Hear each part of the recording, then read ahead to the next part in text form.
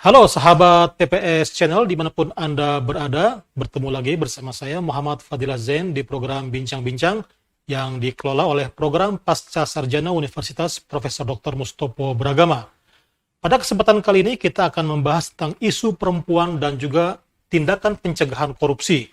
Nah, di studio telah hadir seorang pakar wanita, aktivis perempuan, seorang tenaga ahli di DPR dan juga dosen di Pasca Sarjana Universitas Profesor Dr.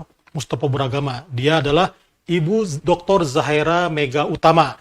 Kita sapa terlebih dahulu Ibu Doktor. Assalamualaikum Ibu Mega. Waalaikumsalam warahmatullahi wabarakatuh. Bagaimana kabarnya? Alhamdulillah baik, sehat. Sehat, terima Harus kasih. selalu sehat. Terima kasih sudah hadir di studio. Bu Mega, apa sebenarnya peranan wanita untuk mencegah korupsi di Indonesia? Waduh Pak, sebenarnya peranan perempuan itu adalah peranan paling penting dalam sebuah bangsa. Bisa dikatakan generasi muda sehat, kuat, bermental, berkarakter harus tumbuh dari sebuah keluarga. Dan apa peran wanita dalam sebuah keluarga? Penting sekali kan? Ibu adalah madrasah pertama di dalam rumah tangga. Beliaulah yang pertama kali mendidik anak dari awal lahir sampai beliau tumbuh menjadi seorang dewasa. Di sanalah peranan perempuan dalam menanamkan karakter mentalitasnya, karakter buildingnya dari awal sampai anak tersebut menjadi dewasa. Nah, disitulah saya akan membahas bagaimana peranan perempuan dalam mengurangi dan menanggulangi korupsi dalam bangsa kita. Karena karakter perempuan yang kuat, karakter perempuan yang bisa memberikan pendidikan kepada anak-anak bagaimana mencegah korupsi dari hal-hal yang terkecil, dari lingkungan rumah tangga, baru naik ke lingkungan lebih besar. Nah, disitulah peran sebagai ibu rumah tangga Indonesia memberikan pendidikan mental kepada anak bangsa bagaimana dari awal perbuatan kecil bahwasanya korupsi adalah sesuatu hal yang naif yang harus dihindari dari lingkungan terkecil kita dahulu. Kira-kira dari usia dini ya, usia kecil, Ya. anak-anak, apa yang harus diajarkan seorang perempuan di keluarga? Bagaimana kita bersikap kepada anak-anak yang fair? Satu, fair adalah salah satu kita memberikan penilaian secara objektif kepada anak-anak tanpa membedakan dia, tanpa memberikan siapa kakak, adik, dan adiknya yang paling kecil. Kemudian kita harus memperlakukan bagaimana hak mereka sebagai kakak, apa hak mereka sebagai adik, apa hak mereka sebagai ibu, sebagai bapak. Antara hak dan kewajiban adalah keseimbangan harus kita lakukan.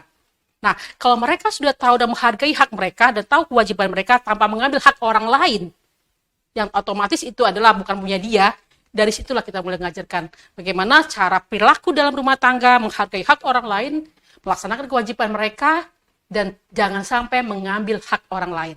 Dari titik terendah dulu. Apa contoh konkretnya? Contoh konkretnya, kita lagi makan bersama dalam lingkungan keluarga kecil. Sarapan pagi, di sana sudah ada nasi goreng, ada roti, ada telur. Anak 3, ada bapak, ada ibu, udah tersedia. Si anak kecil sudah ngambil 1 telur misalnya. Si anak kakak sudah telur, ada sisa 1 telur. Si adik coba-coba ambil telur, padahal kakak satunya belum datang. Ibu udah bilang harus ngomong, bentar, itu punya kakak. Kalau mau ngambil, nanti bilang sama kakak dulu ya, atau nanti bikin mbak. Nah, itu salah satu bentuk kan, kita menghargai hak orang lain dengan cara-cara yang terkecil. Adik akan merasa benar, ini tadi sudah saya ambil, itu jatah kakak saya. Nah, dengan secara langsung dialog-dialog kecil itu, ibu rumah tangga sudah menanamkan karakter mental kepada anak-anak bahwasanya itu bukan hak Anda. Nggak boleh diambil, kecuali sudah permisi atau sudah diketahui oleh sang pemilik. Itu kalau di rumah ya? Bagaimana Iya, kalau di di rumah. sekolah dan lingkungan? Di sekolah itu tumbuh dari rumah dulu kan. Pendidikan pertama madrasah anak itu di rumah. Kalau dia sudah terbiasa menghargai hak orang lain, kewajiban dia apa, hak dia apa, dia akan berkecimpung di dunia dan lingkungan lebih besar lagi di sekolah. Anak TK bawa makanan. Biasa kan ibu-ibu boleh sangu tuh. Ini susu kotak, ini kue, ini permen. Di box ke TK. Nah, setelah dia sampai di sekolah, tentu mereka bersosialisasi dong dengan cara makan bersama atau ada cara tukar menukar kue. Biasa kan ritual anak kecil TK di sekolah. Nah, di saat itu kan ada momen-momen nih. Momen-momen anak tuh lihat temennya bawa kue tuh kayak enak banget ya. Padahal kue di rumah saya tuh kayaknya biasa-biasa aja. Tentunya dia untuk mencoba meminta kue tersebut harus ada bentuk permisi dulu, sepengetahuan temennya. Nah, di situ boleh ada tradisi. Mungkin saling tukar menukar kue, oke lah, itu kan tidak mengambil hak orang lain karena sudah diberitahukan sebelumnya kepada pemilik. Nah, kemudian ada rasa permisi, mas, mbak, atau kakak, atau si A, kita saling tukar kue yuk, atau saya tukar kue Anda, bagaimana kalau kita saling mencicipi sama-sama. Itu sudah mulai tuh. Sudah mulai ada bibit-bibit, anak-anak sudah menghormati hak orang lain yang tidak bisa kita serobot seenak mungkin. Dari skala kecil ya. Insya Allah kalau kebiasaan budaya kita seperti itu, ke lingkungan mulai dari sekolah, TK, nanti dia udah kuliah sampai kerja, budaya terkecil yang sudah ditanamkan oleh orang tua, terutama perempuan Indonesia, ibu rumah tangga, akan tertanam budaya karakter, menghargai hak orang lain, tidak mengambil hak orang lain, apalagi dalam skala luas. Kalau menurut Anda, budaya seperti ini sudah terjadi atau belum di Indonesia? Itu yang harus kita tanamkan. Budaya seperti itu sebenarnya harus kita tanamkan dari hal kecil. Karena saya pikir peranan perempuan, ibu-ibu yang benar-benar sangat punya atensi kepada perkembangan mental anak, harus kita terapkan budaya itu dari awal anak itu tumbuh sehingga dia bisa menghargai orang lain. Nah, masalahnya ini sudah terbudaya belum ke lingkungan keluarga kita secara luas seluruh Indonesia.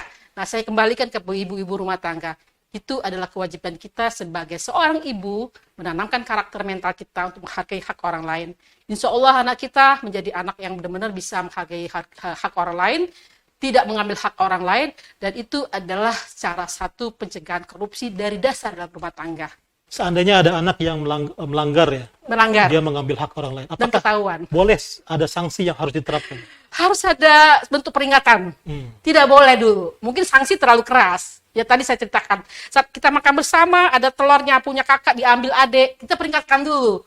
Dia itu punya kakak loh, kan warning dulu loh. Kalau kedua kali tetap dia bandel ngambil lagi, adik mau, kita kasih solusi. Ya kayak kita bikin ya telur di belakang sama mbaknya. Atau izin sama kakak, ada solusi lagi kedua. Nah, solution itu kita tawarkan dulu ke adik, supaya jangan sampai mengambil hak orang lain. Kalaupun adik tetap bandel tetap ngambil, sudah diperingatkan saat oleh ibunya, oleh bapak tetap bandel. Wah, adik besok kalau makan, jangan sama-sama kita ya. Karena adik sudah mengambil hak kakak.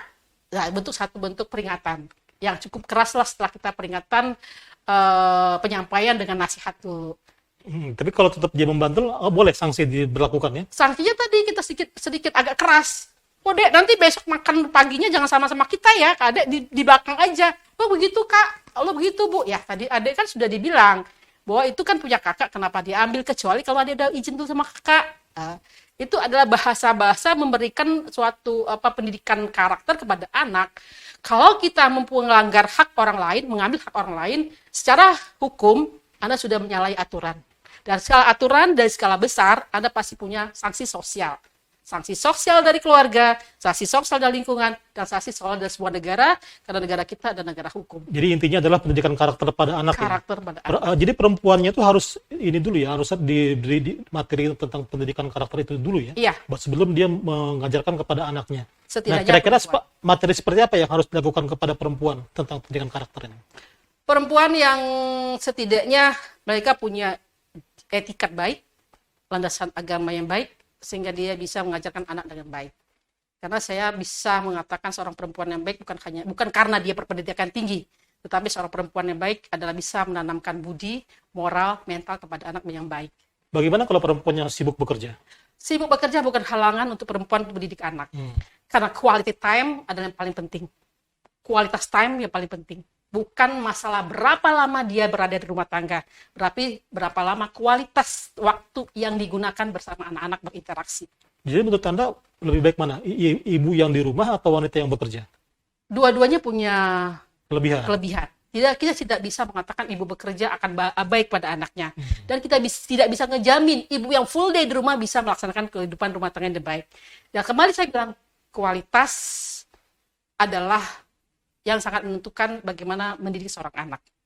Full day di rumah 24 jam, kalau tidak ada apa-apa dalam kehidupan sehari juga tidak ada yang didapat. Lebih asik main HP gitu kan. Di rumah YouTube-an, main HP, Google-an, kemudian dia kesana arisan kemari, kan 24 jam dia tanpa ada predikat ibu pekerja ya. Tapi kalau ibu pekerja sudah punya timing yang jelas, kapan dia ada di rumah, kapan dia kerja, schedule dia tempat anak, schedule dia beradaptasi sama anak-anak, itu menurut saya lebih. Artinya manajemen yang ke depan. Manajemen waktu. Baik, pemirsa PPS Channel ya, menarik apa yang disampaikan Ibu Mega. Kita akan lanjutkan lagi di segmen kedua. Tetap bersama kami.